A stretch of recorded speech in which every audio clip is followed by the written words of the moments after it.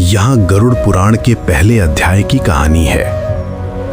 गरुड़ पुराण पहला अध्याय, मृत्यु और आत्मा की स्थिति। 1. गरुड़ का प्रश्न। कथा की शुरुआत तब होती है जब पक्षीराज गरुड़ भगवान विष्णु से पूछते हैं, हे प्रभु, मैंने आपसे कई रहस्य सुने हैं, लेकिन मेरे मन में मृत्यु को लेकर भय और जिज्ञासा है। जब एक प्राणी की मृत्यु होती है तो उसके साथ क्या घटित होता है? आत्मा शरीर कैसे छोड़ती है और यमलोक कैसे जाती है? 2.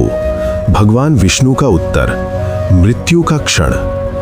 भगवान विष्णु उत्तर देते हुए कहते हैं कि मृत्यु का समय आने पर मनुष्य की सभी इंद्रियां शिथिल होने लगती हैं। वो बोलना चाहता है लेकिन बोल नहीं पाता। अंतिम समय। मृत्यु के अंतिम क्षण में मनुष्य को दिव्य दृष्टि प्राप्त होती है। उसे अपना पूरा जीवन एक फिल्म की तरह दिखाई देता है। उसने जो भी पाप या पुण्य किए हैं, सब उसकी आंखों के सामने आ जाते हैं। प्राण त्याग। पापी व्यक्तियों के प्राण नीचे के मार्गों, गुदा आदि से निकलते हैं और उन्हें बहुत पीड़ा होती है, जबकि पुण्य आत्माओं के प्राण मुख या नाक से शांतिपूर्वक निकलते हैं। 3. शरीर छूटने के बाद आत्मा का भ्रम। गरुड़ पुराण के अनुसार मृत्यु के तुरंत बाद आत्मा का आकार अंगूठे के बराबर हो जाता है। आत्मा अपने मृत शरीर के पास ही हवा में तैरती रहती है। वो अपने परिजनों को रोते बिलखते देखती है। उसे मोह होता है और वो वापस अपने शरीर में घुसने की कोशिश करती है, लेकिन यमदूत उसे ऐसा करने से रोक देते हैं। वो चिल्लाती है, मैं यहाँ हूँ, मत रो, लेकिन उसकी आवाज किसी को सुनाई नहीं देती। ये आत्मा के लिए बहुत कष्टकारी समय होता है। 4. यमदूतों का आगमन। जैसे ही आत्मा शरीर छोड़ती है, वहां 2 यमदूत प्रकट होते हैं। उनका रूप भयानक होता है।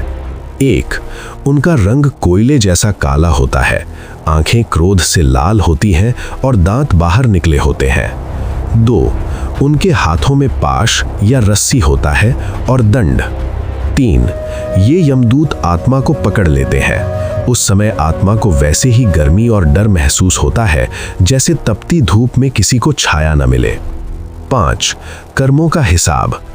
भगवान विष्णु बताते हैं कि उस समय न तो पुत्र, न मित्र और न ही धन काम आता है।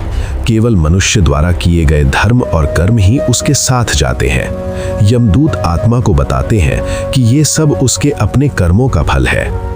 निष्कर्ष। पहले अध्याय का सार यही है कि मृत्यु जीवन का अंत नहीं, बल्कि कर्मों के फल भोगने की शुरुआत है। शरीर नश्वर है, लेकिन आत्मा अजर अमर है, जो अपने कर्मों के अनुसार अगली यात्रा